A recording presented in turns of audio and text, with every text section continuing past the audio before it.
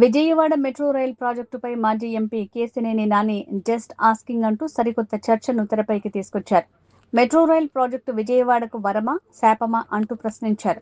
అంతేకాదు Vijayawada metro rail project ఖర్చు గురించి ప్రస్తావిస్తూ ఈ ప్రాజెక్టు కోసం ఖర్చు చేసే దాంట్లో 25% ఖర్చు చేస్తే విజయవాడను మరింతగా అభివృద్ధి చేయొచ్చని చెప్పుకొచ్చారు.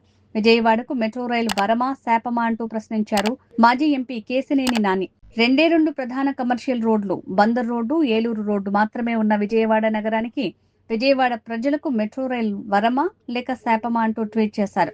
మెట్రో రైలుకు సంబంధించి కీలక అంశాలను ప్రస్తావించారు. విజయవాడ మెట్రో రైల్ ప్రాజెక్టు ఖర్చు 12,000 కోట్లని ప్రభుత్వం చెప్తోందని, ఇది పూర్తవటానికి సుమారు 10 నుంచి 15 ఏళ్లు పడుతుందన్నారు. అప్పటికి దాని వ్యయం ఖచ్చితంగా రెట్టింపుపై 24,000 కోట్ల రూపాయలకు పెరుగుతుందని చెప్పుకొచ్చారు. విజయవాడను చక్కటి నివాస యోగ్యమైన నగరంగా చేయటానికి అవసరమైనటువంటి మౌలిక సదుపాయాల గురించి కేశినేని నాని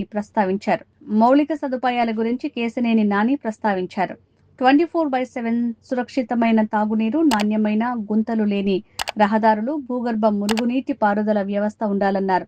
వర్షపు నీటి పారుదల, వరద నివారణ, నిరంతర విద్యుత్ సరఫరా, వీధి దీపాలు, పరిశుభ్రత, చెత్త సేకరణ, శుద్ధి, సురక్షితమైన కాలిబాటలు, మెరుగైన ప్రజా రవాణా, ప్రభుత్వ ఆసుపత్రులు, అత్యవసర వైద్య సేవలు, నాణ్యమైన ప్రభుత్వ పాఠశాలలు, ఉద్యానవనాలు, ఆట స్థలాలు వంటివి కూడా అవసరమన్నారు.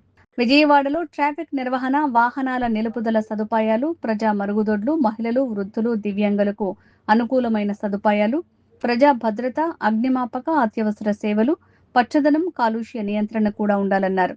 ఇలాంటి వాటిపై మెట్రో రైల్ ప్రాజెక్టుకు అవసరమయ్యే ఖర్చులో 25% వెచ్చించి అందమైన, అన్ని వర్గాల వారికి ఆమోదకరమైన, నివాసయోగ్యమైన సుందర విజయవాడగా తయారు చేసుకోవటం సబబా లేక మెట్రో రైల్ ప్రాజెక్టు చేయటం సబబా అంటూ ప్రశ్నించారు మాజీ ఎంపీ కేశినేని నాని వరుసగా విజయవాడ మెట్రోపై ట్వీట్లు చేయటం ఆసక్తికరంగా మారింది.